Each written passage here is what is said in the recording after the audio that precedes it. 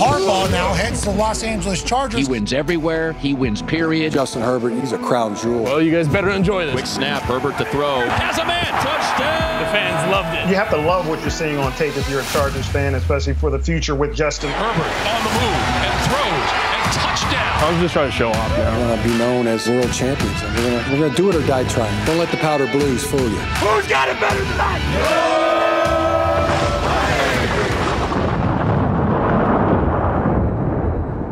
Good afternoon, everybody. Welcome back to the Charger Chat. I'm your co-host, Wolfdog, sitting with my buddy, Kev Huggin Duggan. Energized, ready. Let's get this thing started. Oh, yeah. Let's not forget Kyle the Coach Duggan. Howdy ho, neighbor. Howdy ho there. Ooh. All right. Well, folks, plenty to talk about. There's lots going around the league right now. Even though it's the off season, there's still some little tidbits that are being dropped here and there, and we're here to sniff it out. And we've also got a Craig Experience, a Fan Focus, and an Ask Boltfam lined up for you. So let's waste no time and start at the top. The Los Angeles Chargers have dropped not one, but two very teasy little clips about their new training facility, the Bolt, coming summer 2024. They still haven't dropped a date. We still don't have an exact date of when this thing is kicking off, but Summer.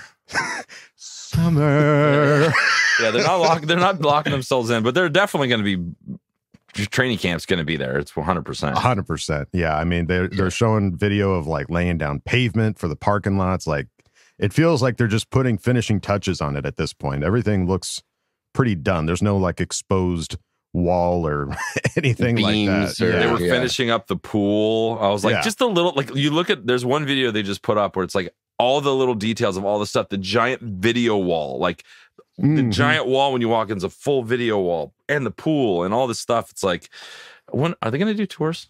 Because I want to, like, I can't not see this thing in person. Yeah, it's so, I mean, I'm so excited for the players to be able to get to actually go and be at a place that's theirs. Yeah, because I went to the facilities when I got to go to that press conference, and it's like they're just shared. It's just a shared office space with like a bunch of working professionals, and they're just like walking around in their suits, getting coffee, and here comes Denzel Perriman. You know, it's just like a very weird vibe. There's a lawyer's office down the hall. There's a dentist over here. Like, it's just like a random business park right off the freeway. So it's like when we saw the Joe Alt video in his first 24 hours after being drafted, and it's like the drive up to just their facility. It's like all just their property. I think it adds a little something that makes you a little bit more excited to go to work. I think it's going to be huge for the morale of the team. Well, and that's important because we've seen in the past 2 years, Chargers have not gotten good grades when it comes to their training facility. When they've talked to the players graded it as like, it ain't good. That's like a D, maybe an F here and there. So to now go from something like that to something like this, state of the art, top of the line, your own place, like, I expect that grade to be an A+ next year. Yeah, and the Raiders can enjoy the D+, D- training camp of that old facility. That is funny to think about. Like, Tom Telesco has to look at those reports, and he was getting Fs every year, and now he's going to be like, you know what? I know a place. Let's go back. I got a spot. I got a spot. You're going to love it. But Eric Smith had an article about how the Bolt's new cafeteria will strongly impact player performance. There's a little tidbit from that.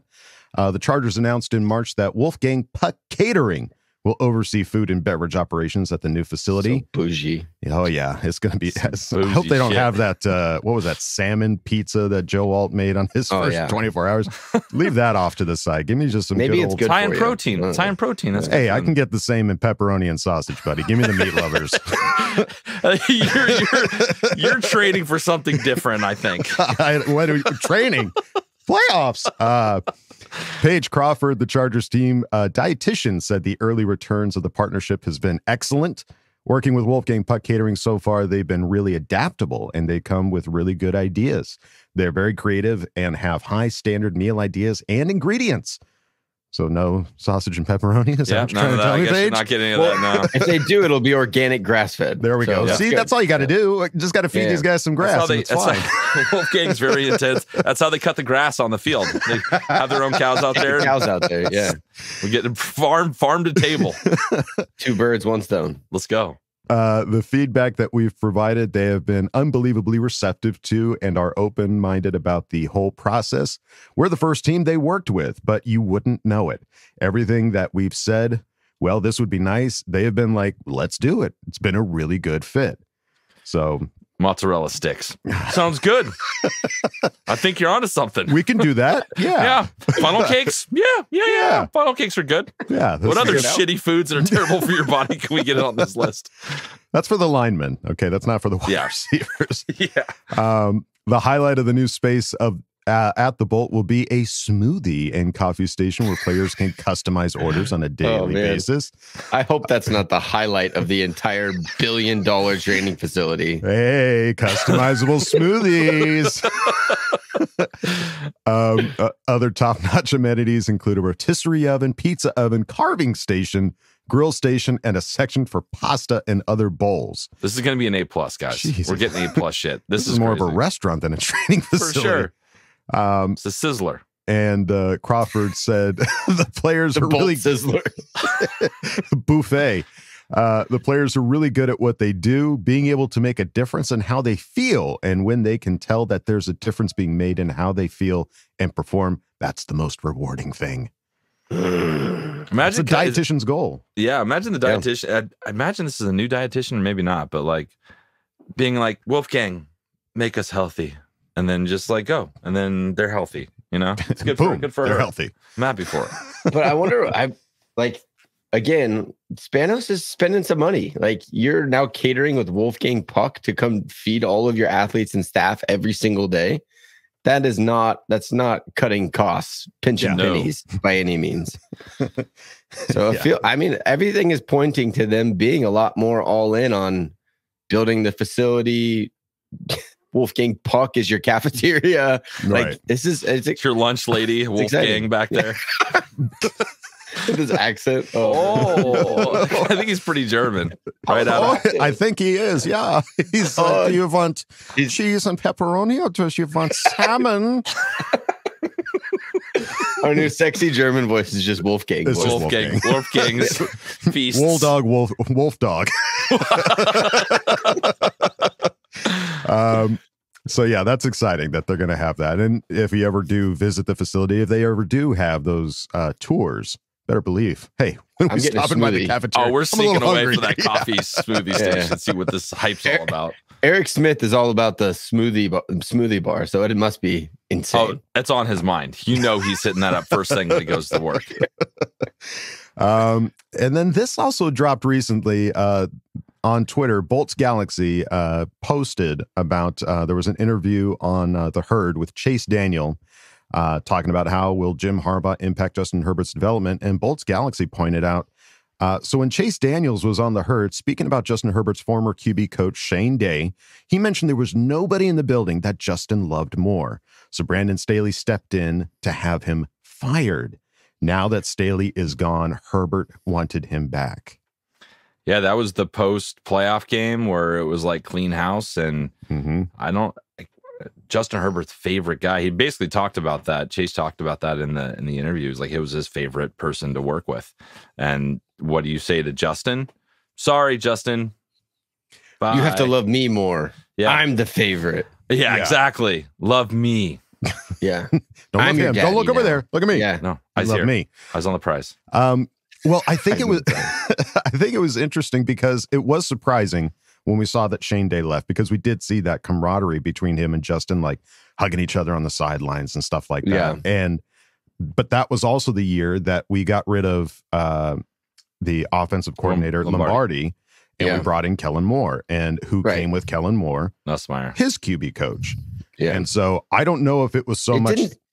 Yeah, on the surface level, it didn't look like it was like conniving. You like him too much. We're getting rid. It just felt like we're starting fresh. We're starting fresh. You like Kellen Moore. You like Kellen Moore, don't you? You did all those freaking commercials with him, didn't you? Didn't you? Well, now you get Nussmeier as your QB coach. Yeah. And so it was just like, I guess, which do you want more? Do you want to keep your QB coach, or do you want a new offensive coordinator? Not that they posed it to Justin that way. It's a cool flex. It's a cool Harbaugh flex to be like, who's your guy? Yeah. Here, let's bring him in. Yeah, exactly. That's what I was going to say. Yeah. What will make you more successful? Staley could have told Kellen Moore, no, Shane Day's the quarterback coach. He's staying. You'll work with them. You'll figure it out. Like Harbaugh did, like Greg Roman probably wasn't like, yeah, I want Shane Day. He's like, Harbaugh goes, no, this is Justin's guy. He's comfortable with him. So Greg, make it work with Shane Day. And that's like catering to your players a little bit, which you don't always want to cater to your players, but Justin Herbert, your in the case mega of Justin superstar Herbert, quarterback. Yeah, you'll get him as quarterback coach. Yeah. So there's just crazy to think and great to see that Shane Day is coming back to be with Justin, because we saw the success that he had with him in the, I think 2 years Shane Day was with Herbert. Years, so yeah. Missed that scraggly unkept beard. I love seeing it on the sideline. Bring it back, baby.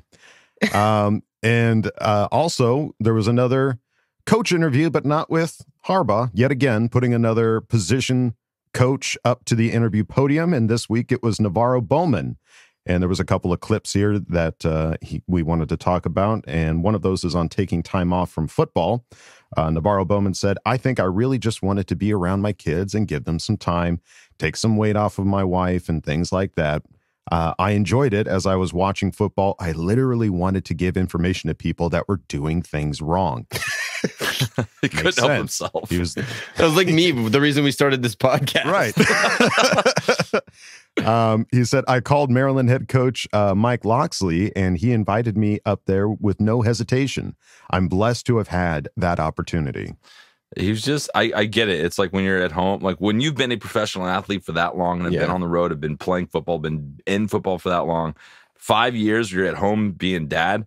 That is a downshift. Yeah. It is a totally different mindset. Sure. So the fact he was kind of parenting on the couch while like critiquing everybody and getting his mind right to like his next step in football is pretty cool to hear. Well, dude, it's like with you in movies. You can't go to a movie with Kevin and not come out of the movie learning something about the way something was shot or the way something was put together or the way a script was written. It's like my father-in-law played professional baseball for 10 years. If you say one word about hitting a baseball, you're done for about an hour and a half. You're going to sit there and get a full tutorial on every single thing. I mean, he was like a silver slugger. He was an incredible baseball player. Wow. But they're just experts. So they have all this knowledge that they want to pass on. And sometimes you just have to get it out. You know what I mean? You do. You do. Give them an inch and you take some miles. Make yourself worse. Yeah. So that's like what it feels like with Navarro. Just a football guy. Like that's not necessarily true with all ex-pros. Like they're not all football guys. They're just incredibly gifted and they made a lot of money. Navarro Bowman's a football guy. He was still watching football. Like not all these guys care about watching the NFL after they played in it. They're like, yeah, I've been there, done that. This is not exciting. Like forever. Yeah, exactly. But he's still watching football, calling college guys, hey, can I come coach with you? I love it. I'm so pumped for Navarro Bowman to be out there. And to get interviews, like a lot of these other coaches, they haven't had a whole lot of interview experience. Navarro Bowman's been interviewed a few times in his life, so he gives a good one. Yeah. Yeah, I want to apologize if anybody has a bad gag reflex. I didn't mean to give such a good, I'm sorry I did it again. I want to apologize twice. Wait, apologize for what? For doing this? Oh, boy. Sorry, truly sorry. Sorry. Don't cry. Don't leave me. But it also shows that he still has that competitive edge to him. There's nothing about him that's like just willing to sit back and just accept something. He wants to go out there and he wants to compete and he wants to help somebody. And thank God it's the Chargers. Another clip here on staying in touch with Coach Harbaugh. He said, we had some showings in San Fran where Jim showed up. I would throw it across his ear and see what he says. He was like, yeah, no hesitation. I got myself prepared and started in that year and a half at Maryland. Just started really understanding the coaching side and being prepared for when the opportunity presented itself. I'm just blessed, man. Blessed to be here. Blessed for him to believe in me to do the job. I'm attacking it like I should. Love that. That's awesome. That's cool. I didn't realize he was only a year and a half as a linebacker coach. So but when I guess as a player, when you're playing at that level for so long, you are ready to go. You're ready. Yeah, to go you have the knowledge. You just have to like sharpen the skill of communication, being able to present that information to the players. Because you can know everything you want, but if you're not good at communicating it and getting them to understand it, it doesn't take a whole lot of time. It seems like he was a natural. Same thing with Nick Hardwick. I mean, he coached like 2 years of high school football and now he's on an NFL staff. Yeah. So it's just, you have the knowledge. They just had to practice delivering the information. Mm-hmm. And then on playing for Harbaugh and his impact, Navarro Bowman said, I left it all out there on the field for him. Just his pregame speeches and how he prepared us throughout the week. You just knew who you were coming to work for. Being able to understand his message and get his nod, his approval on how I played. It's my job to get guys to play that way and do the things that he expects us to do, or the players to do, I should say. I think I'm going to do that. I think I fit right in. The guys just enjoy everything that we have going on right now. I love it. I love, dude, like position coaches. I feel like those have to just be hype guys that are like supporting, because you're going to get all of your information from the DC anyways. At the end of practice, they're going to go look at film, and our DC mentor is going to tell Navarro Bowman everything the linebackers did wrong or what they need to work on. So like a lot of those position coaches' job is just to be on the inside with the players, to be able to get accurate feedback. Obviously, you have to be able to assess their talent, but I just think having a guy that's done it is such a smart decision. And with Nick too, like you just have an inside. It's like you have your little birdies inside of the locker room. You know, you're going to have a better feel for what everyone's thinking and where they're at. Great point. It's awesome. And then last here, this isn't Bowman. This is Denzel Perryman on what he thinks about. What a Bowman. Cool interview. Yeah. You got Navarro Bowman and Denzel Perryman. Linebacker day. It's the cool day. And Perryman said he's a player's coach. Somebody who played the game, especially at the position at a high level. They understand the game, and it makes it a lot easier for us to go out there and play. Amen. That's all speaking my language. It's going to be a good room this year. We get each other. We've got that understanding. And is that the most overhauled room on our team? Well, wide receiver's pretty overhauled. Yeah, wide receiver's pretty overhauled. Linebackers are close, though. It's Neiman. Both starters are gone. Eric Kendricks and Kenneth Murray. Yeah, there's no start. The starters from last year are not there. So it's pretty freaking overhauled. At least you got a couple starters from last year, Palmer and, Quentin near the second half of the season. So one could say the most overhauled. Running back room's pretty overhauled, too. Pretty overhauled, too, yeah. There's been some overhaul. Top 3 answers on the board, survey says. Ding! All right. Good answer. Yeah, so great interview from Navarro Bowman there. Lots to look forward to. And you could also look forward to going to our Patreon. Patreon.com/ChargerChat. Come on over. Check out all the funny, silly vids we got over there. We just had our Special 10 hangout with some of the number 10 folks. It was a great time. Some of us did. Yeah. Some of us did. Some of us decided that it wasn't important and had more important things to do. So, they'll remain nameless. Dude, but the car's not going to wash itself. But if you don't want to go over to patreon.com/ChargerChat, that's totally fine. You can go on over to our regular website, chargerchat.com. Check out all the cool stuff we got over there, like t-shirts, hoodies, and stickers. You can chat it up with other Charger Chatteteers in the member section and ask questions in Ask Boltfam. So go check out chargerchat.com. All right, folks, it is time to go on to the next segment. You know them, you love them. It's the Craig Experience. Oh, yeah. Oh, yeah. Come on in, man. Kick your feet up. Oh. Craig Experience. Hello there. Make yourself at home. Got some stuff to talk about, right? Moving on. Yo, yo, yo. What is going on, good people? Now that we've had a few weeks to digest the draft, also schedule release, which came out a couple of weeks ago, we can start going under the hood a little bit more to discuss the ins and outs of the team, some of the changes, kind of sort of what I think is going to be what makes this team up going into next season, some of the tendencies, and really the identity overall. So this week, I think I'm going to start off by talking a little bit of offense. Why not?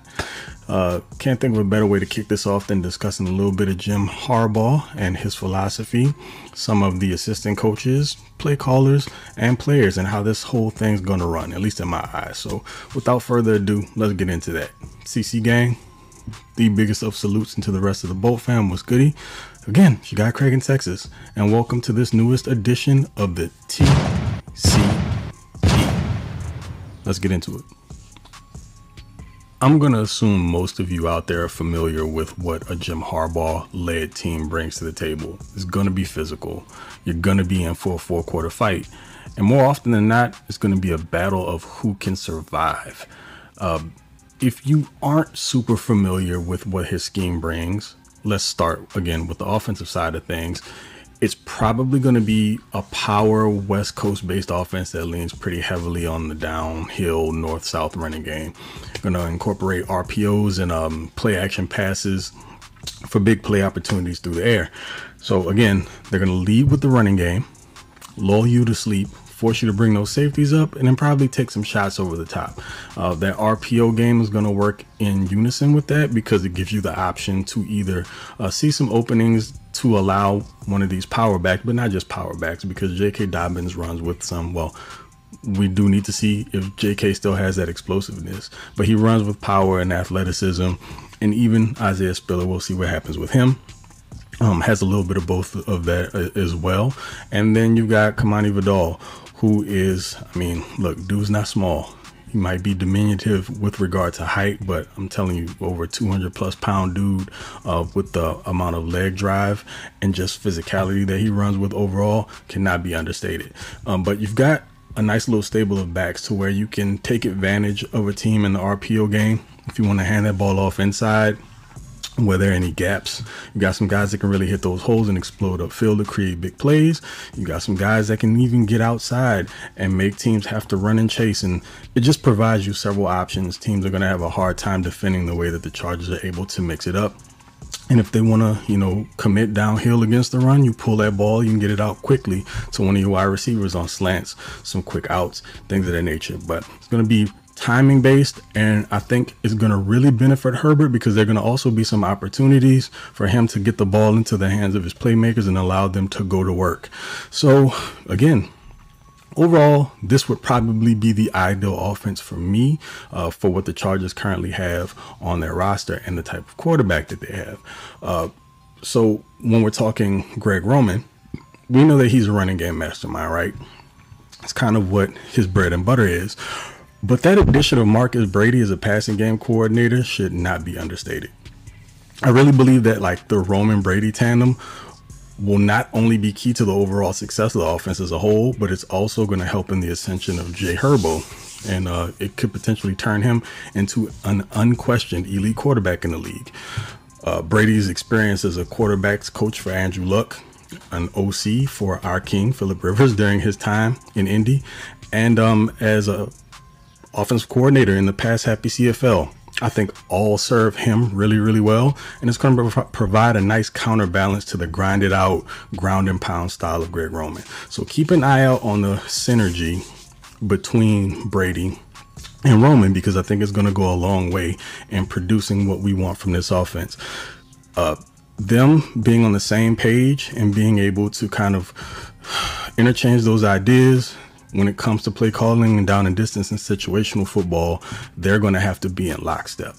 And I really, really hope Greg Roman, I'm not going to say that he's not going to be in his ways. I mean, Greg Roman's been kind of stubborn here in the past. He will run the ball into the ground, even when it's not working. It's kind of been his thing, but also he's never quite had a quarterback with the ability of a Justin Herbert. So I think he's going to be a little bit more trusting of putting the ball in the air, and Brady's going to be there to nudge him to help him out in that regard. So happy about that. What's really encouraging here overall about the offense is the fact that having this style of O, whose primary objective is to take your will, is that it travels well and it provides an edge in less than ideal weather conditions. So some of those late season outdoor matchups against the likes of the Chiefs and the Patriots aren't as worrisome as they've been in seasons or regimes past, because you've got the type of offense that can succeed in virtually any weather, because you're looking to cram the ball down teams' throats first and foremost. And it gives you kind of sort of a little bit of an edge there. Again, it's all about who's willing to go to war for those 4 quarters, who won't back down, and do you have the horses to carry it out? It's going to come down to strength. It's going to come down to stamina. And yeah, having an edge at the coaching position is definitely going to account for a couple of wins here or there, where you used to have to depend on Justin Herbert to play hero ball to get you some wins and, pull it out.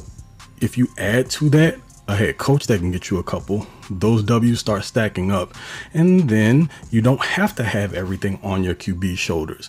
He can depend on the head coach and the coaching staff all on the same page that can put them in positions to succeed. And then you've got a running game that can dominate. And then again, being able to pass off of that helps 10 tremendously. So everyone comes up smelling like roses at the end of the day, and you can give credit wherever you want, but wins are wins. And ultimately, that's all we're here for, right? So I know another question that's been coming up a lot is about who's going to be the guy at wide receiver. Well, as far as who the man is, I don't know if there will be a true guy per se. Part of me thinks that the objective of having so many options with varying skill sets is to kind of create stress and confusion for defenses. I mean, duh. As much as we loved and still love Keenan Allen, hope he has all the success in the world in Chicago. Go Slay all day. He kind of became a crutch for Herbert. And even with as much success as those two guys had together, numbers wise, everyone and their mother pretty much knew that 10 would be looking for 13 in most, if not all of, gotta have it situations. And that kind of put the offense at a bit of a disadvantage, specifically when there was no Slay to throw the ball to. Because if the primary focus was going to be on 13 and then you remove 13 as being the guy, and you got issues with trust with the rest of the wide receivers, we know how that went, wasn't pretty. There's a shot for guys like Josh Palmer, Ladd McConkey, DJ Chark, Quentin Johnston, please Lord, even Hayden Hurst or Brennan Rice to be the guy in any given week. I fully expect Herbert to aid in the elevation of those guys, that entire wide receiver room, as well as the tight ends. They're all going to play a huge part in it. So ultimately, the end all be all for me is this offense is going to be one that's predicated on just collectively team effort. It isn't necessarily going to be a guy, although there will be standouts from week to week. I genuinely believe that. 10 is going to orchestrate it and make plays where he has to, but the running game is going to be where everything is based off of. And you got some bigger bodies like Bradley Bozeman at center. You look at him in comparison to what the Chargers have had in the past. They've looked to be more athletic and agile at the center position. Bradley Bozeman is a much bigger body, more suited for that power running game. And you know about the rest of the cats. I mean, I do have my questions about Trey Pipkins, who's been getting some snaps at guard. Trey's never been like a power guy. He's always been about athleticism. So I'm a little nervous about him at the guard position. But with that being said, I do have trust and faith in his coaching staff to help to elevate these guys. So overall, Trey could come in and be a serviceable guard, and then you can get your first round tackle out there to play, and I think he'll be adept at that side. And like I always mention, now in the NFL, you've got pass rushers coming from both sides, so you've got to have tackles that can stand up and protect. But you know what makes it easier to protect? Having a running game where guys are going upfield, putting defensive ends, interior defensive linemen in the dirt and going forward, as opposed to playing on their heels. Offensive linemen love going forward, but when you've dominated guys on the ground, it makes that passing game a lot easier, because those edge rushers are going to be taking a thrashing all game long, and so it's going to take some of that juice out from under their legs, and they're going to be harder or have a harder time getting after the QB in the passing game. So it all works together. Overall, this is the offense that I've been begging for years. The Chargers haven't necessarily had, well, number one, the coaching staff to do it properly, or the type of personnel to run it efficiently. And we got a lot of lip service in regimes past about them being a more physical team, but physicality is what a Jim Harbaugh-led team is all about. There's no ifs, ands, or buts about it. So personally, I can't wait to get this thing rolling. It's going to be a fun season, folks. Regardless as to what you may think about where this team is going to finish the year, it's going to be a very, very different looking Charger squad than what you've become accustomed to seeing here in the last few seasons. Well, multiple seasons. So again, be cheerful, be looking forward to it, be encouraged, because your boy definitely is. So with that being said, I'm going to roll out of here. I'll catch you guys on the next one. We'll talk a little defense, because that's been an issue for certain. And hopefully the Chargers will have had that remedied. And here's a little bit of a hint for you. Drop a little nugget there. I think they will. At the very least, I think they'll be average. and it'll come down to coaching there as well with who they brought in, but also personnel surrounding and some potential moves that can be made going into the season, because I don't think they're quite done yet. But again, with that being said, I'll catch y'all on the next one. Y'all know who it is, Mr. Bolt Gang or Do Not Bang, aka TOP_FLYT3 over on Twitter, and you can catch me as a co-host over on the Lightning Round podcast, so come check us out over there. And until the next one, I appreciate you guys for riding through with me. We got a long off season ahead of us. This is typically the most difficult part. Got training camp coming up in a few weeks. I may be around. We'll see. I'll just leave that there. We'll see how things work out. But again, I'll catch y'all in the next one. I appreciate you. Okay. Love you. Bye. Well, there you go, folks. Another awesome Craig experience. Craig breaking it down in a way that we can all understand, and really excited to see. He's like our very own Navarro Bowman. He is, actually. Yeah. He's helping us understand what to expect with this team. It's gonna be different, man, and in such a better way. You know, yeah. If J.K. Dobbins and Gus Edwards still have gas in that tank, just a little juice, juice. The juice. Just please. I'm excited to see what this run game is going to do for this team, and Justin and Herbert and offensive line. Just everything on paper seems like it's going to be a great thing, and the defense as well. Like just having a tough defense that's going to hold teams back. And I want Derwin James, man, just to have a season, dude.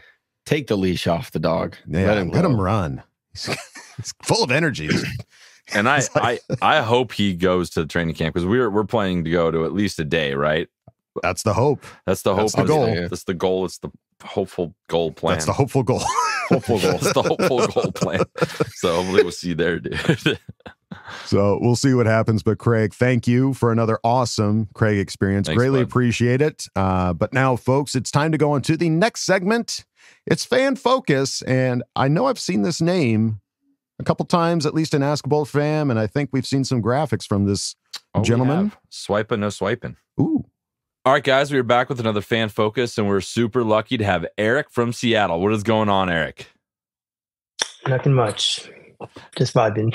Awesome, dude. Excited to have you. You know, we know you as Swipa Visuals. You always do some really cool graphics and stuff on Twitter. So I'm excited to meet you. So let's figure out, we got to find out, how you became a Charger fan. So how did you become a Charger fan? I'll be honest, it's because of Eric Weddle, because he has the same name as me. And I was just like, cool. But it didn't commit until like Justin Herbert got drafted. And I was like, okay, I need to commit to this team now fully. That's awesome. Like, you know what? Eric Weddle's cool, but like I can't leave Seattle. And I was just like, wait, I can. And then I was like, oh, let me read him. Well, that's awesome. So Eric Weddle, he was kind of polarizing there at the end of his career a little bit, the way he went out and the kind of stuff he said.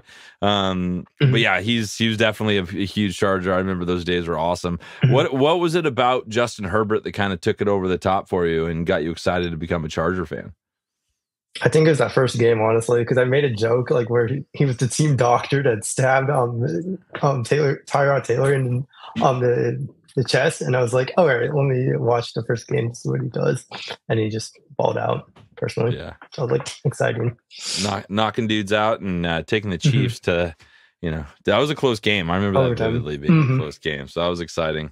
So, let's talk a little bit about the season, man. This OTAs are in effect, they're a little break right now, but what are your kind of thoughts on the state of the team and kind of what you've seen coming out of OTAs the last week or so?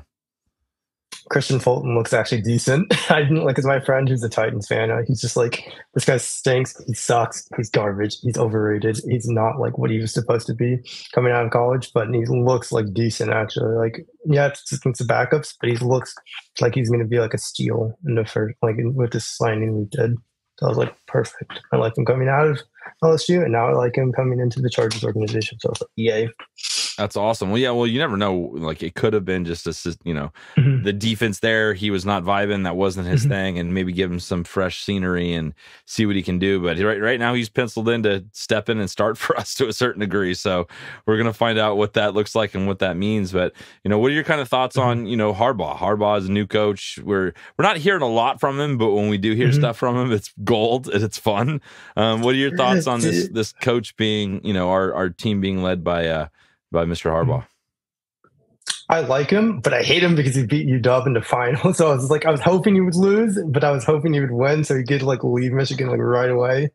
So I was because it was rumored he would come to the Chargers, and I was like, okay, I want you to lose in the national championship, but I kind of want you to win so you can have an excuse to leave now. So neither or. It's I'm excited. I'm very excited personally though. He hypes me up every time, and he justifies every pick. In this past draft, so I was like, okay, I'm not happy about the whole pick, but then he's okay, he made it more obvious why they took him, and it's they then took Colson, and I was like, yay, took the linebacker that I needed. Well, that must have been a little bittersweet for you, them beating you guys, but then we getting him as the head coach. That must have been a little. I could totally see how you'd be I want him to lose, but I also want him to win because I want him for my Chargers. Yeah, I totally exactly. Get it. Yeah, exactly. The UW Huskies were they should have won that, but I was just yay, they're dominating us. Jim's coming here now. It's kind of like when you have somebody on your fantasy team and you're okay, they're scoring points on us, so it's not the end of the world. You know what I mean? Exactly. You hedged your bets a little bit. I like it. So yeah, so there's a lot of exciting stuff coming up. What were your kind of thoughts on the schedule and starting off playing the Raiders week 1? I like it, don't get me wrong, but I wanted to play the Chiefs week 1 just to be let's go at them right then and there, or the Broncos just to change it up because we played the Raiders 2 seasons ago. So I was let's change it up. It will be kind of cool to kind of give them a little taste of what new Charger football is, because you can't prep for us. There's not much to look at. We haven't put anything out on the field, so catching the Raiders off guard is going to be pretty sweet. Exactly. Because screw them. Yeah, for sure. So yeah, so what are some of the other things that you're looking forward to this season? What are some of the storylines or some of the things you're most looking forward to? Joe Alt switching to right tackle, because how he switched from went from a tight end to left tackle to right tackle now. So it's for me, that's going to be interesting, especially since sometimes it succeeds, sometimes it doesn't. We've seen Penei Sewell succeed, but we haven't seen someone this big Joe Alt succeed in that position kind of thing. So should be interesting. Yeah, and then also how the offense is going to be run. Yeah, exactly.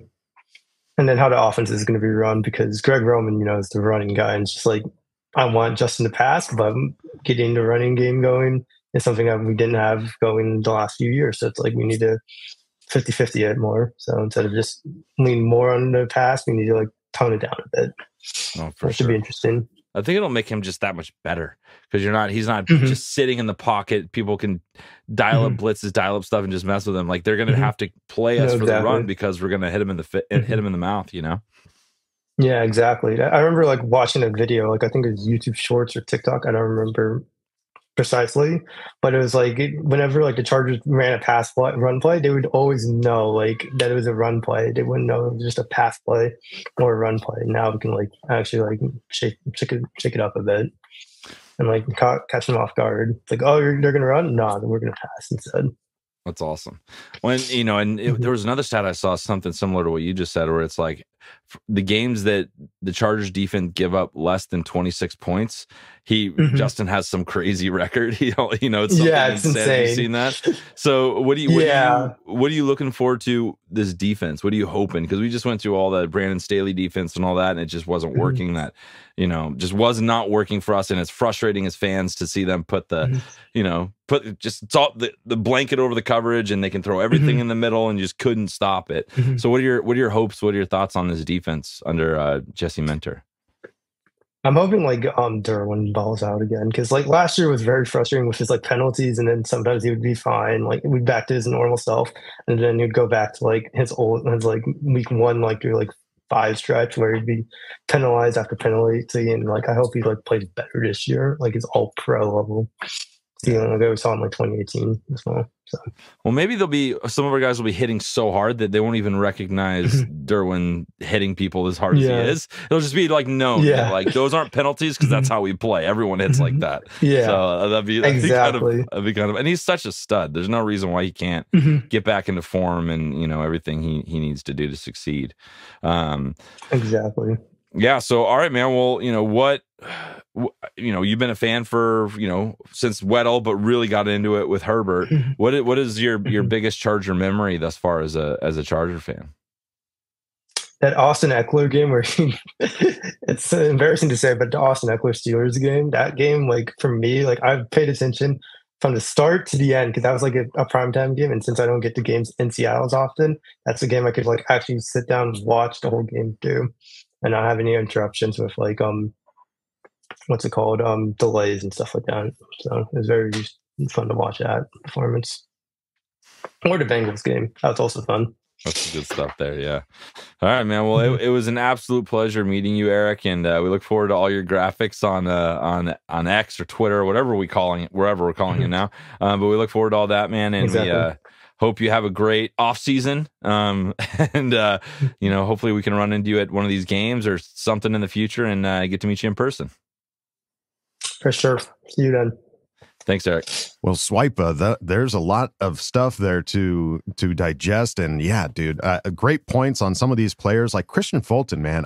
I forget that we pick up some of these free agents, man. There's so many to remember. Yeah. I know those early signings before the draft, I feel like have just gone into a different memory bank because we were so focused on projections and draft mocks and all this and that. And it's like, oh, cool, we added this guy. Oh, cool, we added this guy. Okay, now who are we going to pick at 5? Yeah. Oh, and it was funny. It was funny too with him being from Washington, like his issue. Oh, his stuff with Harbaugh beating his team. Yay, they're dominating us. But also, he probably is leaving Michigan now. Like I can't imagine the internal struggle. Yeah, that would have been Swipa for that one. Yeah, no, it's there's some great names. So going back to the Christian Fulton thing, like. A lot of people, like he said, there's some people that are saying like, he sucks, he's terrible. But like, I'm looking at like his previous history. It's just like he's injured. Same thing with J.K. Dobbins. Like he just gets injured. So, in the past, the Chargers have been the team that has been very injury prone. But this is a whole new team. You've got Ben Herbert now at the helm of the strength and conditioning. And new facility, better weights. Better stretchy bands. We're everything. We're going to be better. I mean, Christian Fulton was a round 2 pick, so I'm excited to see what that kind of a player, not injury riddled, because he had some success. I mean, he was making sacks and interceptions and tackles, so it's like that could be a very unsung hero for this team. He's drafted high for a reason. Yeah. And there's a reason these guys came on 1-year deals. They know that that's part of anytime you get a guy on a 1-year deal, it's probably because there's something going on that they have to prove that they can do. Like JK and Christian Fulton, like they just have to prove it. Do you guys think there's validity to somebody being injury prone, or it's just bad luck? I think the Dobbins thing is bad luck. I think there is something. I think the injury prone thing from a fan's point of view is players that don't play fully, like when they're dinged up. Like I think that you're prone to sit out if you're worried about it. Like I think because everyone is going to get owies. Everyone's going to get inevitable, right? Do I think Joey is injury prone? Yeah. I don't think he has bad luck. I think he's injury prone. And I'm not saying that in a mean way. It's just like he's always his body just can't. He's always dealing with something. He's always hurt. And then we find out about it the first interview of the year, like, oh yeah, last year I had 55 ailments, and that's just what it was. So I think he's injury prone, but I think Dobbins is bad luck. But I just wonder how many guys, if you ask them, like in the same way that you find out that Joey Bosa has all these ailments at the beginning of the next year, if you interviewed every single player and said, what were their total ailments from last year? How many of them would also have 55, but they just kind of sucked it up and played through it? That's the hard thing to tell. I just, football is such a physical sport that there's no getting out of injury. Like not injuries. There's no getting out of getting hurt. You're going to get hurt. Right.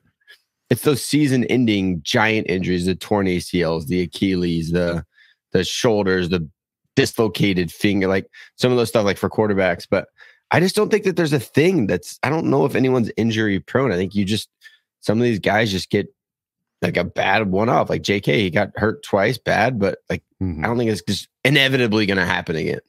Well, I think there's something to be said for what position you're in too. Like offensive lineman, you can disguise injuries a lot easier and play through stuff a lot easier because you're not having to be Joey Bosa and bend and take the edge and like show all these athletic things you need to have all your parts working perfectly. Offensive lineman can kind of settle in and, you know, it's just a different approach. So, and the same thing with cornerback or some of these other guys that are one-on-one with somebody. If you're not at your top, you know, it's hard to disguise injuries. So are you injured or are you hurt? That's the question.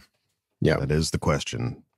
So there you go, folks. Another awesome fan focus and Swipa. Yeah, thank you. Swipa. Thanks, man, for coming and hanging out with us. And now, folks, it's time to go on to the next segment, Ask Boltfam.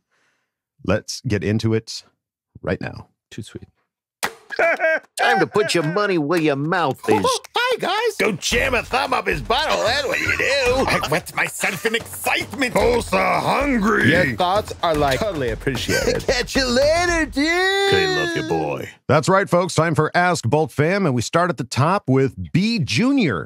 Certified fresh. Who asked the question? Hey, Dog, Kev, and Kyle. I love the pod and have been watching for about 2.5 seasons now. I watch all the Chargers pods on YouTube. The Director, Chargers Unleashed, Locked on Chargers, Michael McLean, Guilty as Charged, etc. But you guys, along with Ask Boltfam, definitely keep me laughing the most.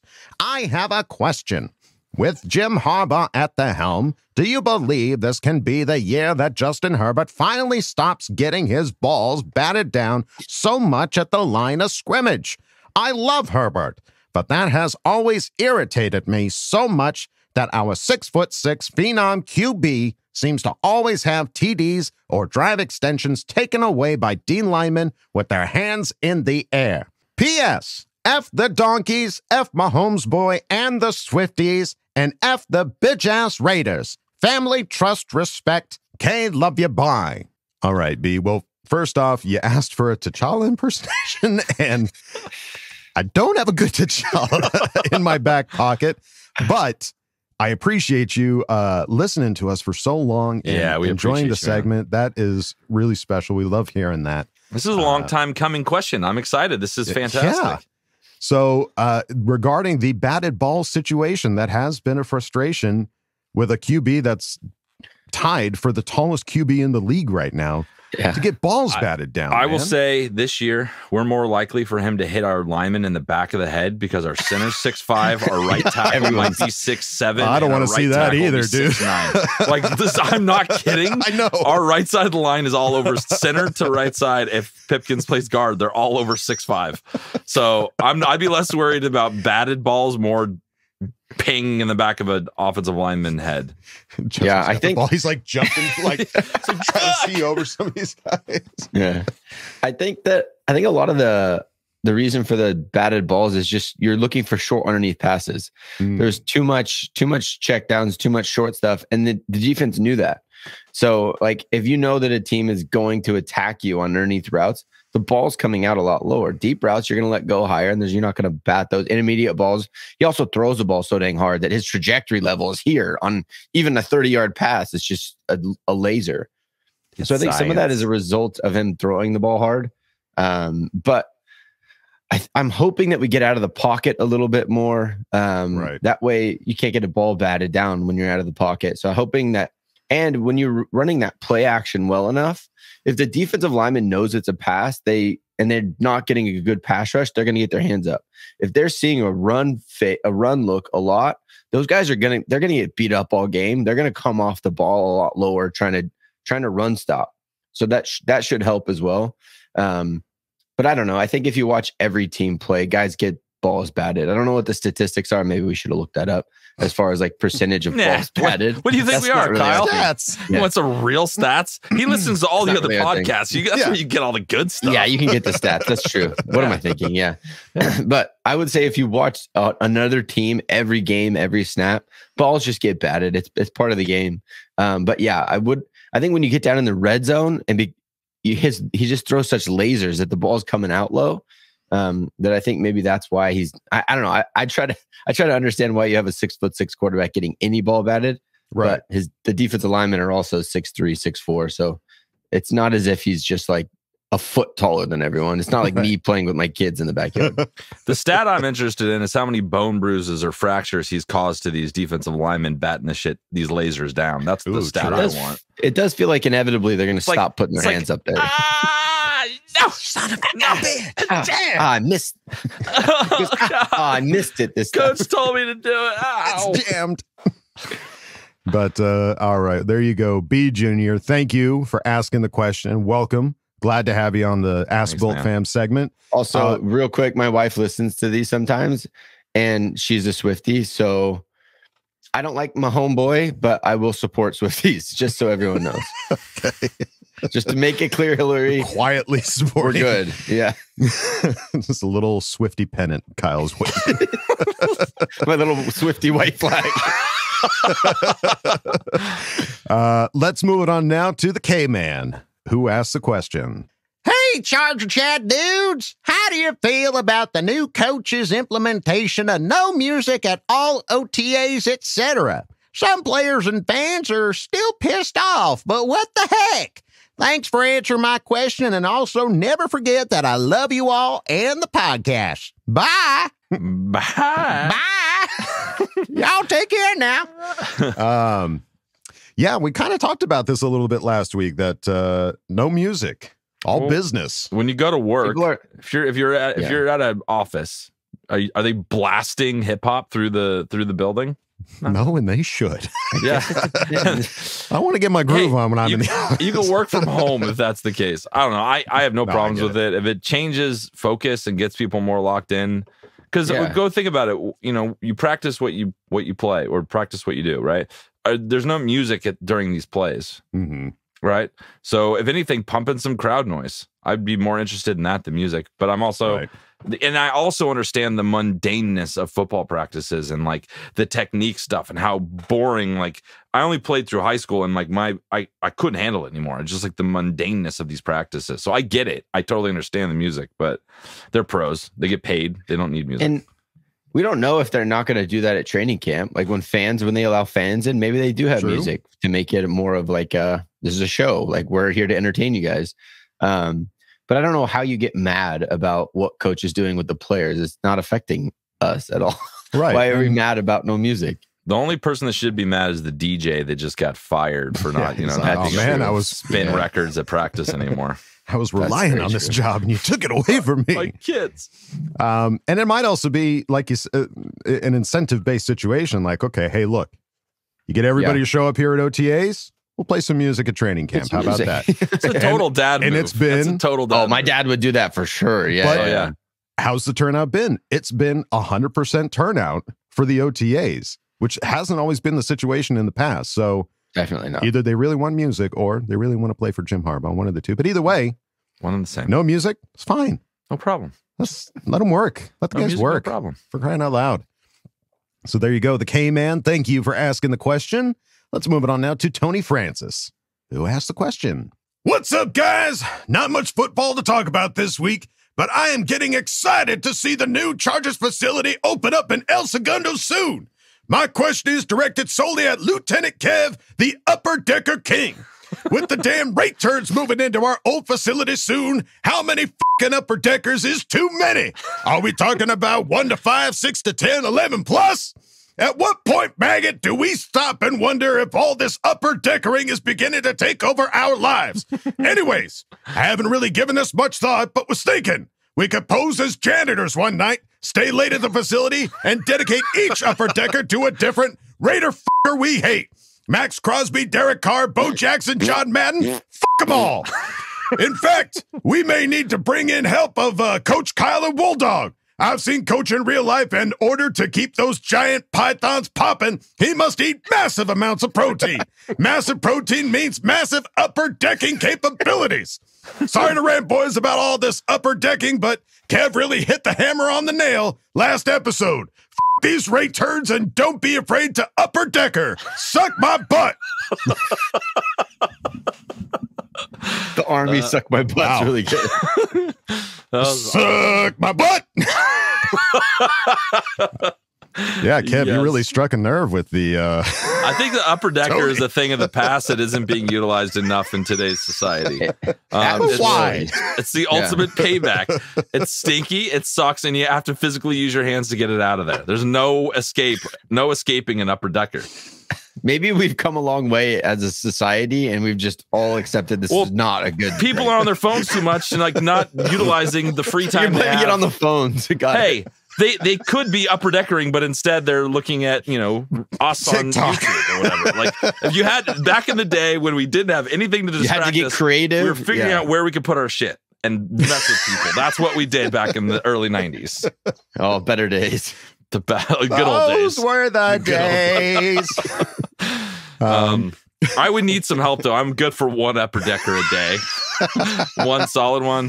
But I think you would need an army. We need some partnership. We need like a Mexican food joint to sponsor us. We need Starbucks. We need coffee. We need beans. We need all the stuff. And we don't want protein shits. Those are not dangerously fiery shits. Like you need the bad stuff to make the bad stinkies. Bad stuff for the bad. I think if me and Kev brought all 8 of our kids, we could do some damage. Dude, and my one of my kids just got potty trained yesterday, so he's game. He's game. He's walking around. Train him to poop in the wrong spot. I found him this morning. I came out at 6 a.m. He's just sitting there like, you just potty trained him. I just showed him how to do it. And he just like, and now you're like, okay, well now try up here. This is called an upper decker, son. That's how we started. I showed him what the upper. He's like, I don't even know what to do with this. I'm supposed to poop in the top. Wait, you just told me here. Now you want me? I don't know what you want, Dad. I want to make you proud. Stop yelling at me. He's gonna start pooping on your pillow if you're not careful, Kev. I'm just being creative, Dad. He'd be a 90s kid if he did that. Just being creative, Dad. All right. Well, Tony, I think we're in. But you can get us some janitor uniforms. We're in. You just name the time and the place, and we'll come prepared. That's what we wear to games now. Is just our janitor costumes. Dude, that is such a short film. Us all pulling up in a van, jumping out in janitor thing, infiltrating the facility. You think we're doing something bad? Oh, we're not. We're just giving upper deckers in all the bathrooms. It's just, I don't know. That's pretty bad. It's just bio warfare. But Tony, thank you for asking the question. Let's move it on now to Danny Lags, who asked the question. Hey, yo, young bucks. Missed you guys. It's Motion. Glad to hear them boys are keeping the off-season momentum. As Chargers fans, we are known to be the gentleman and gentlewoman. Play an honorable game of 3-way rock, paper, scissors. Winner answers question 1. The other 2 play for 2nd and 3rd. All right, so Danny is playing a little game, which is fun. We need these kind of games in the offseason. And I don't see the questions in the outline. No, I made it a point to hide the questions, so we need to do a 3-way rock, paper, scissors. Winner gets number 1. That's good. I know. Winner gets number 1, and then whoever loses has to fight for 2 and 3. This has happened to me before. Just want to set the guidelines. Rock, paper, scissors, shoot. So rock, paper, scissors, shoot. Okay, whatever. Here we go. Do. And I'm not doing paper. So you're right. Adam's doing paper. Hey, Adam, Kyle, hands up. Let's see. You can't be doing it under the thing rock, and then paper, bringing scissors, it up. Shoot. Rock, paper, scissors, shoot. You ready? Here we go. Jeez. So we're recording in the morning, and my kids are awake, and I don't know if you heard that, but they just dropped an upper decker, I think. That was my son taking an upper decker. All right, here we go. That was the top of the toilet coming off. Ready? Here we go. Rock, paper, scissors, shoot.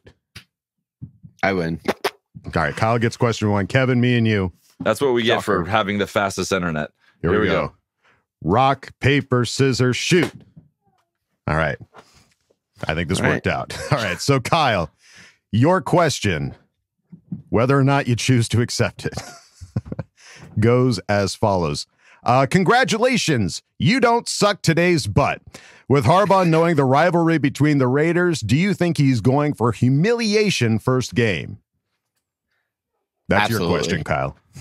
Yeah, yes. Absolutely do. I think you look at the way that he's treated rivalries in the past, like when he was at Stanford, they went after USC and just beat him up. We're just going to sidestep all the loud noises from Kevin's kids. But he never holds back. I don't think he's ever going to have his team let off the gas, especially week 1 creating a new culture, setting the tone. Yeah, he's coming after him. And I love the idea that he's going to bring back some of that old Marty Ball Raider week.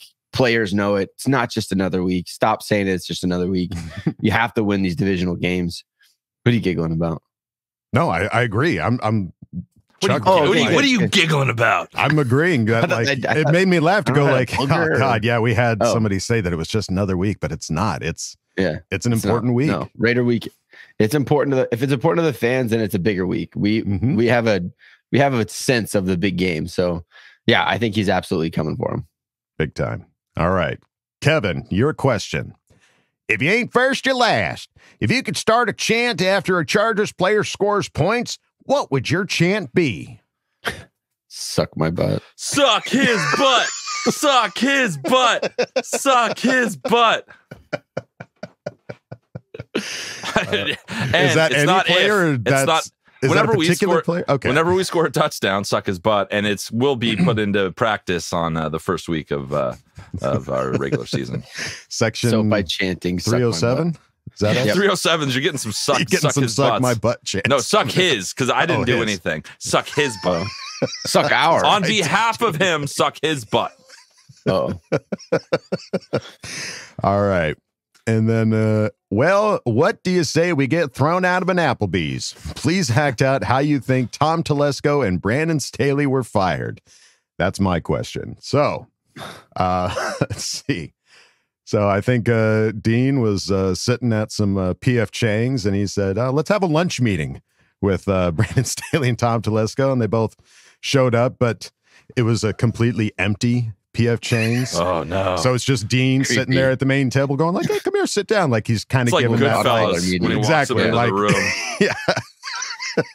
So they sit down, and Dean has them open up their fortune cookies at the very end and says, "You're fired. You're fired. Suck my butt. Suck my butt." Yes, suck my butt. The fortune cookie just says, "Suck my butt." What does this mean? You know. He looks at Tom's like, "I got the same thing. What is this?" Tom goes, "Now or later?" And then Dean takes a smoke bomb, throws it in front of him, and then he just disappears. He slowly walks out of the room. Yeah, he does a smoke bomb and then just slowly walks. Just like All right. There you go, Danny Lags. Thank you. I love that. Was a creative way to do that. That was fun. That was fun. Great time. Thank you, buddy, for asking the question. Let's move on now to Diehard Bolt Club Seattle. Let's go. Who asked the question? Now that we got Jesse Minter calling the defense, who do you want to see shine the most on the defense? I know you guys are going to the home opener, so you know we got to hang out in Thunder Alley. Joe, Seattle president. Thanks, Joe. Thank you, Joe. Yeah. Joe, I believe Joe is I follow Diehard Bolt Club and Joe. He's a cyclist, and he's always he's serious. He's a serious cyclist, and I appreciate that. Nice. Fitness is important. It is important. Yeah. You Peloton riding son of a gun. Yeah, I do it in a basement. He goes out in the open air with birds, people, and cars. But yeah, as far as Jesse Minter now calling the defense, who do we want to see shine the most? On three. On ready? Who do you got? This is fun. I like the gimmicks. Let's go. Okay, here we go. Yeah, we're big gimmicky. Ready? 1, 2, 3. Derwin James. Ooh. I like it. If Joey Bosa shines and plays in every game, we're going to be a problem because I know Khalil Mack's going to be good, and we're just going to be even better. If Joey stays the whole time, we're golden. I like that. Yeah. Well, I didn't even hear your guys. What was yours, Kyle? I wasn't even listening. I was listening, but I said it so loud and with so much passion, I couldn't hear your feeble remarks underneath it. Oh, you son of a bitch! Feeble. Yeah. Sorry, I don't know if you guys know. I buy jerseys because I'm passionate about these players. I don't know if you guys clearly aren't on buying the jersey level yet. So join me. Whoa! You were being mean to me, but you're also mean to Wooly because we said the same thing. What did you guys say? Derwin James. Derwin James. Yes. Okay. Yeah, cool. And I'm just excited to see him not 12 yards off the ball every single snap. Like as a too high safety. It's just backing up. Just a waste. Starts. Yeah. Just a complete waste of his talent. So yeah, I just think he's going to see the most drastic change in this new defense. Yeah. I'm hoping so too. I'm hoping to see him just do what he does best. And I want to see another Travis Kelce-esque tackle. Just that pick up, slam down, type tackle from Derwin WWE this season. style. Yeah. Let's break some necks. Not really, but yeah. Okay. Yeah. So there you go. Die Hard Ball Club Seattle. Thank you, Joe Seattle president, for asking the question. Let's move it on now to Marco DeLeo, who asked the question. What's up? Okay, let's get right to it. Who do you guys think Herbert gels with the most this season now that Allen is gone? Who will be his go-to guy? K-Levy by FTR. All right. Well, it's funny because, Craig talked a little bit about that in his segment, that like there might not necessarily be a go-to guy, and it just might be another season of spreading the ball around, no 1,000-yard receivers. Bunch of 650-yard receivers. Which is okay. Like, if that's what leads to the success, like you're not relying on somebody, you could look at it in two ways of like, oh, Keenan Allen's just so good. That's Herbert's go-to guy. And you could also look at it as like, it's kind of a crutch that he's relying on somebody like Keenan Allen. And yeah, I just think you got a lot of good receivers here, man, that can find different ways to get open and be productive. Yeah, you do. I do think that somebody is going to eventually step up as that third down go-to guy. Right. There'll eventually be a leader of some kind. Yeah. And right now, if I had to put my money on one person, it would be Josh Palmer. I just think that he's going to be able to fill some of that gap that you're missing in Keenan Allen, because I do think it's good for a quarterback to have a go-to guy. Mm-hmm. You have trust and faith that even if he's covered, I can still get him the ball.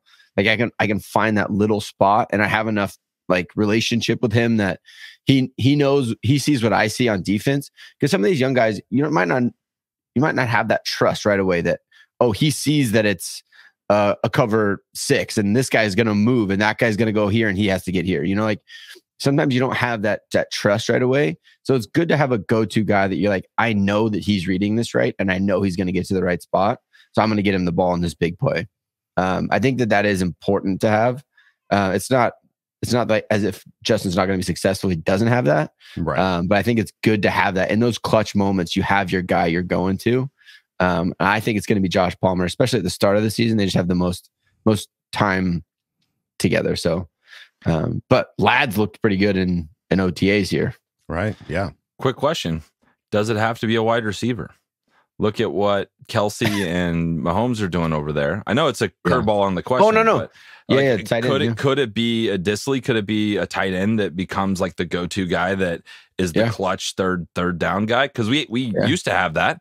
That was Antonio Gates forever. Right. Didn't matter. That was Phil's go-to. Yeah. It didn't matter who the wide receiving core was. That was always in rotation. Like the constant, always reliable was Antonio Gates. So who's to say that can't happen? We don't even know what this offense is going to look like yet. So I think anything's possible at this point. Mm-hmm. Yeah, for sure. But it's good to have that go-to. And I think Hayden Hurst could be Hayden Hurst too. Disley's like a blocking dude, but I think in a passing situation, got to get open.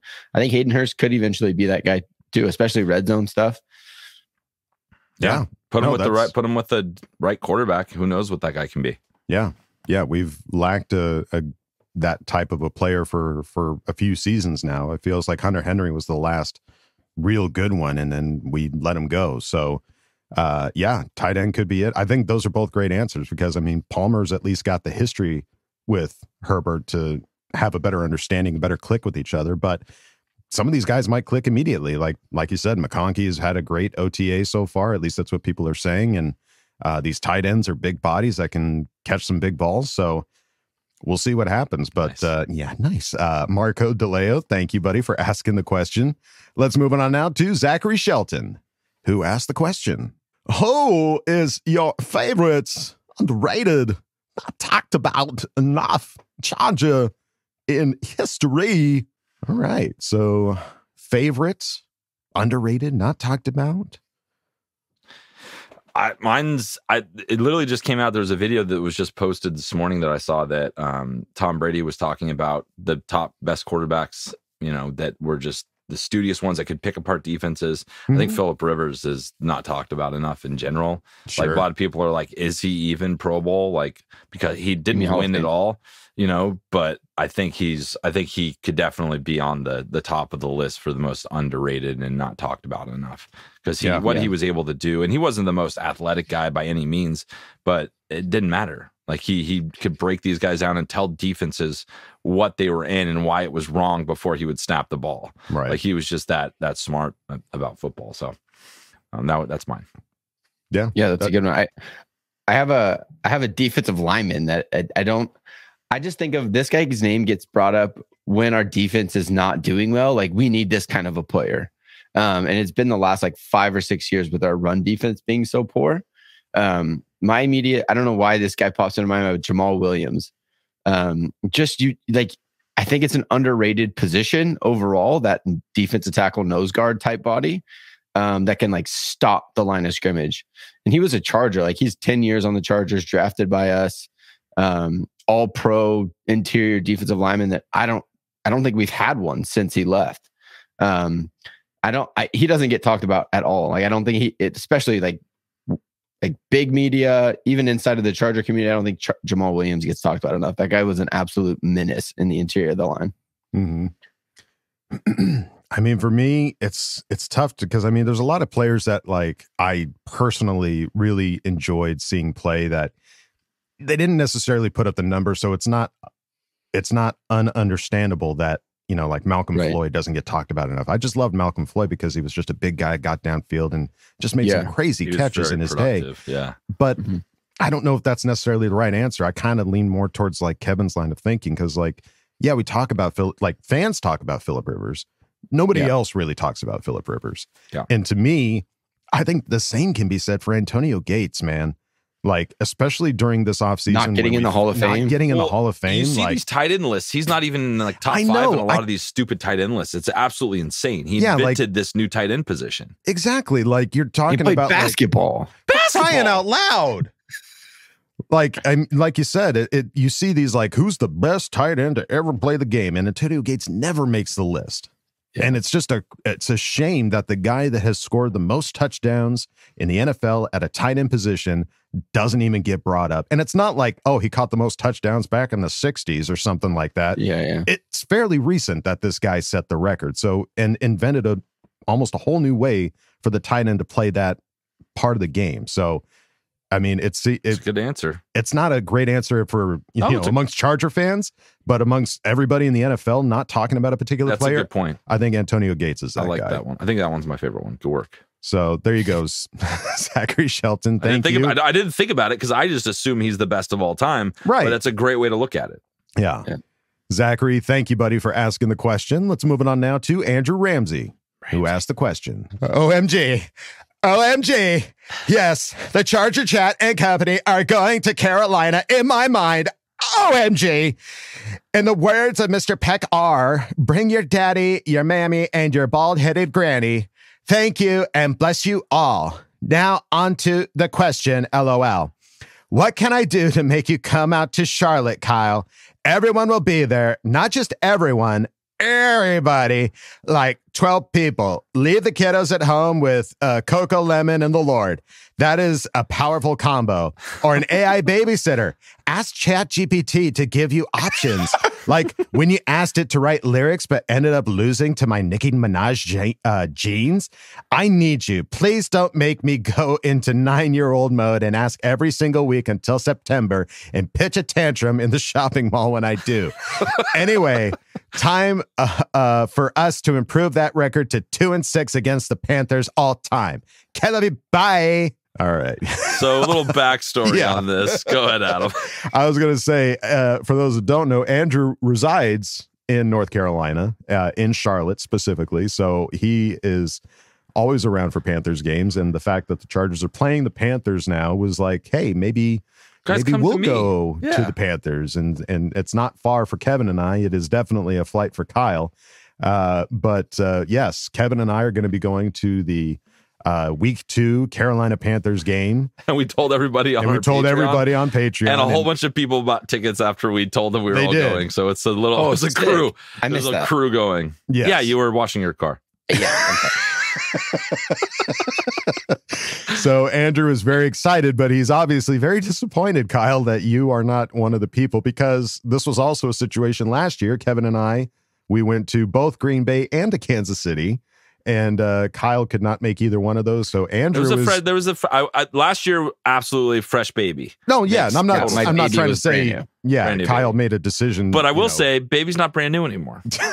This is a used baby. This is a used baby. Slightly used. Still gently slightly used. But gently is, yeah. But yes, I think Andrew is 0 for 2 now on meeting you, Kyle. Andrew Andrew just can't stop trying to create feuds with me. I feel like these but battles, he wants you there. He wants you so bad. He's willing to create a feud. He loves you that much. If I could, I would go to every single Charger game ever. That's my dream. I feel like we're asking the wrong question. It just feels like we're asking the wrong question here. I feel like the question needs to be, how do we get Andrew to week 1 in LA? There you go, Andrew. Like, come on, buddy. You keep putting it on me to go to Charlotte. Come to the home of the Chargers, man. baby. Get out. It's a two-way street. Yeah, you know what games Kyle's going to. Come to Kansas City. Kyle goes to a lot of SoFi games. So yeah. I got another question, another beef. Are we not good enough for you, Andrew? Yeah. Hey, are Wolfdog and I not good enough for you? You're also gently used. He already hung out with you guys. Oh, I'm super used. Yeah, I'm all used up. We're on our last leg here. Oh, we got a couple lemons in these other boxes. Oh, for sure. This is like leave it out on the side of the road and free. Right. Free. We're not trying to sell this on Marketplace. You're the sofa on the side of the street. Yeah. Just take it away so I don't take it to the trash. Exactly. So there you go, Andrew. But hey, come on out to SoFi, buddy.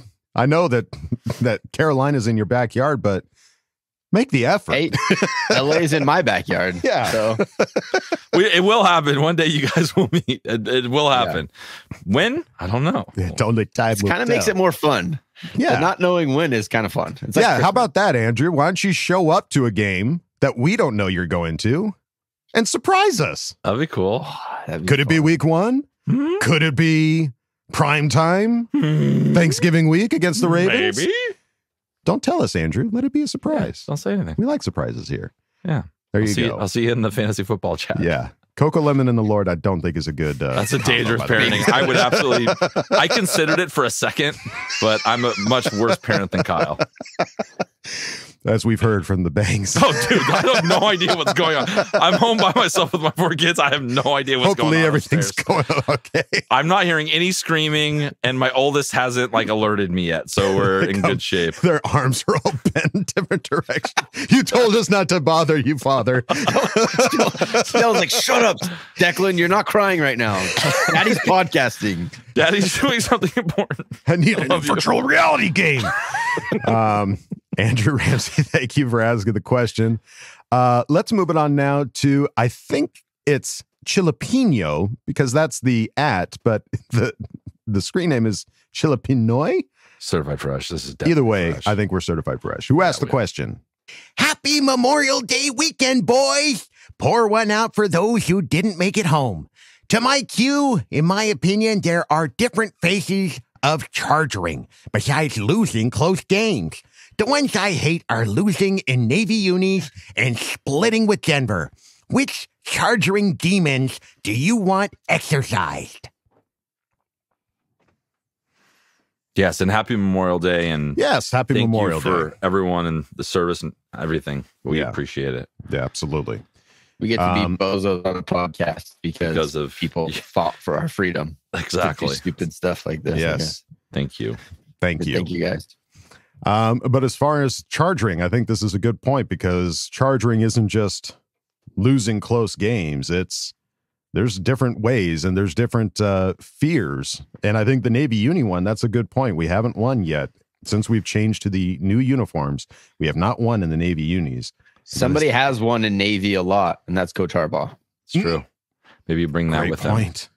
Bring that Michigan Navy energy over to the Chargers. I like that. My biggest one, dude, is the fourth quarter collapses. I just can't do fourth quarter collapses anymore. I want to play a full game every week. Mm-hmm. I just can't. These one possession losses, these losing by a field goal at the last minute, all that shit. I'm done with it. I'm absolutely done. Yeah. I also want to sweep the Chiefs more than anything. Just that would to be nice. Beat them twice. I don't know when's the last time we beat them twice. It's been 10 before Andy Reid. Yeah. Yeah, I saw something the other day that like the Chargers haven't won the AFC West in well over a decade. I have the T-shirt. It's 2008, 2006, 2008. So, I think. Yeah, we need that to happen too. We need to win the AFC West division, please. This needs to be the start. That would be great. That solves all the other problems, because if you're winning the AFC West, you're winning in the Navies, you're winning the close games, you're solving all of our problems. Yeah, and you're beating the Chiefs. Okay, so AFC West. That's the demon that we need exercised. There we go. Chilipino, thank you for asking the question. Let's move it on now to 805 BoltDan, who asked the question. Que vatos! Hope to see you guys at game opener versus faders. Okay, important question. Tequila shots or vodka shots? Second question. Carne asada or barbecue chicken? And last question, okay, be honest. Think with your mind, not your heart. How far are we going in our upcoming season? Die Hard Bolt Club 805, Bolt Up. All right. Few questions here. Yeah. Starting off. Number one. Tequila or vodka? I'm going tequila. Tequila. 100% tequila. Yeah. When it comes to shots. Unanimous. Tequila. 100%. It tastes so much better than just vodka. Vodka is just alcohol, like rubbing alcohol. Yeah. Tequila's got at least a flavor to it. Sorry. Second question. Carne asada or barbecue chicken? Carne asada. All day Carne asada. Come on. I don't know. Our Southern California roots are coming out strong. They're really coming out. Yes. Ask us what beer? Modelo. It could not be more Southern Californian. And then the last one, how far are we going in this season?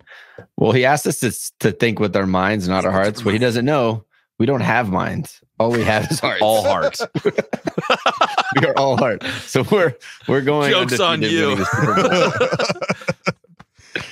Yeah, I think it's not unfounded. You know, we've talked about this with Harbaugh. Every team that he goes to comes out incredibly competitive and comes out with a winning season. Like, it's not unfounded to at least think that we could have not just a winning season, but with all of these pieces that are coming into play, if everything clicks, everything has to click and everyone has to stay healthy. And we've done everything we can to try to make sure that these guys stay healthy, so much so that we're throwing as much money as we can at the strength and conditioning coach. Wolfgang Puck. And Wolfgang Puck, man. I think I will say I have nothing but confidence, and it's not just me being the shamelessly positive, like this is what it is. I think we're winning a playoff game this year. Like, I don't know what's going to happen after that. Realistically, I don't know what will happen after that. It's hard to say we're going to win the Super Bowl. We are going to win a playoff game this year. That's what I feel very confident in. I do too. Man, please. I do too. And it's all going to start. It's all going to start week 1 against the Raiders, dude. Yeah. That's going to be the ball that's going to start rolling. We're going to get that momentum. I'm bringing my binoculars, dude. I just want to watch Harbaugh on the sidelines, and like, I just can't see him yelling at people. Everything about it. Like, all the commercials that we would normally have to sit through, Harbaugh. Yeah.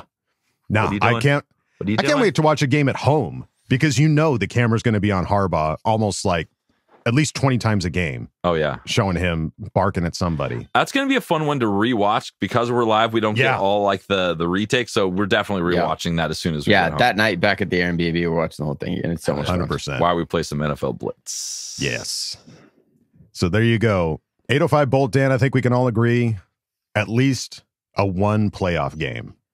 I thought you were going to say we can all agree tequila and carne asada. We can all agree. Tequila, carne asada, 1 playoff game. Yes, at the very least. And it could go further. Oh, it will. It's going to. And sorry, my there's that shamelessly positive coming out again. Sorry. 805 BoltDan, thank you, buddy, for asking the question. And we go out of Ask Boltfam with Athir Kadir. Kadir. Who asked the question? Cha-cha-chat, my boys! Love you all! First, I want to start with my baby, Wool Dog, my love, my dream to meet, baby! I'm gonna make you a deal. The Chargers will win the Super Bowl in 2026. They will open the season the following year, Thursday night. I'm gonna pay for your ticket on one condition, baby. You take me to Thunder Rally and take a picture with me and sign so I can frame it All right, baby. Now to my question. Pick one home game and one road game that will be difficult for the Bolts. Not necessarily they lose, but will be challenged, baby. I will go first. Road game in Pittsburgh. Why? Because early kickoff and Steelers home opener, they could be 0-2 and desperate, baby. Home game is the Bengals because about our secondary could be struggling, baby. My baby, Coach Kyle first, followed by Kevin. Last, my baby Wolfdog. P.S. I have Fan Focus coming June 3rd, baby. Why the Chargers will win the title in 26. Wolfdog, I hope you're prepared for a long show on Tuesday. Let's go, baby. F the Raiders. Herbie, 26 for 33, 287 yards, 2 touchdowns. Chargers win 42-3, baby. Dear. He reminded me today. He sent me a message like, "Hey, Kevin, just remind you, I'm coming. Just in case I'm coming you forgot. next Monday." Yeah, it's happening. And this will be Athir's second time on the show, and I'm looking forward to it, Athir. Don't threaten me with a good time. Yeah, I'm ready. If you guys want to check out Athir next week, Fan Focus, here he comes. He's coming in hot. And yes, I will totally take a picture with you, Athir, but then we got to get it developed and signed. So I think 2024, just do one we of take the the Polaroids. picture. You could do that. 2024, you take the picture. 2025, I sign it. 2026, we do that deal. This is a long-term distance relationship. It's a long play, yeah, but it's happening. It'll be I'm all worth for it. But the question, pick 2 games, a road game and a home game that's going to be challenging, not necessarily a loss, but a challenging game for the Chargers this season, starting with Coach Kyle. Yeah, you look at the schedule early on, it's just those week 2, week 3, so much travel, dude. We go Carolina, that 10 a.m. game, and then you go to Pittsburgh, 10 a.m. game. Pittsburgh's going to be a physical game. That's just who they are. That's what they do. Right. And then we come home for a big game against the Chiefs in week 4.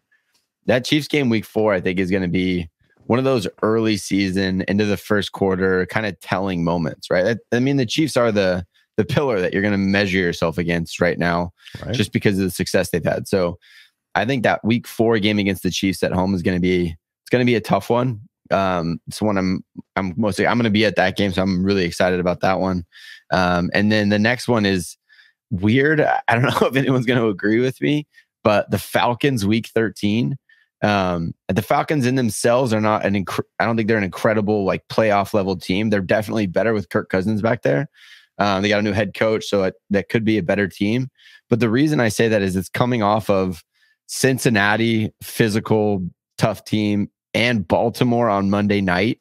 So you have less rest after playing 2 tough games, and you got to travel to Atlanta and play a 10 a.m. game. I just think those are going to see when coaching, like the adjustments that he makes, how he changes practice, the way that the guys are motivated to play.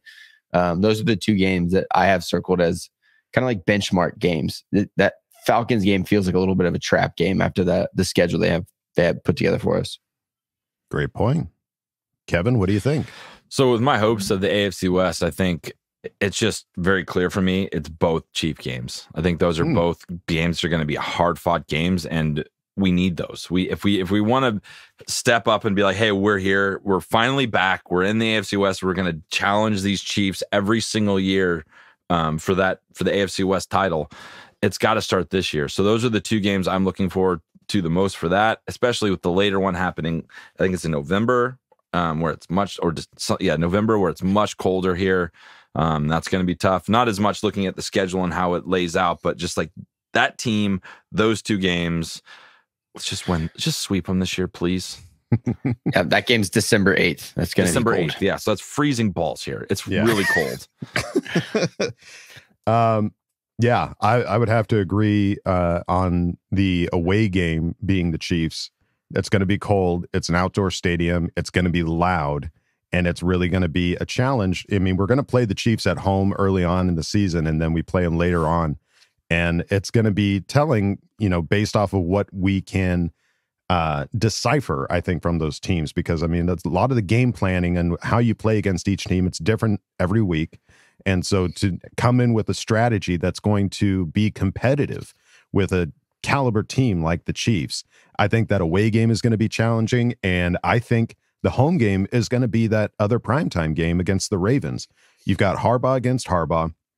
both teams. I mean, the Ravens went far last year, and I don't think they've necessarily gotten worse in the offseason by any stretch. So I think that's going to be a tough game. It's prime time. Primetime games just feel like you have a lot more pressure on you, regardless of the team that you're playing. Sure. So it's going to be, I think that's going to be a crazy game. I think it's going to be hard, and I think it's going to be fun. So that's my kind of game. Hard and fun. That's right. Athir Kadir, thank you for asking the question.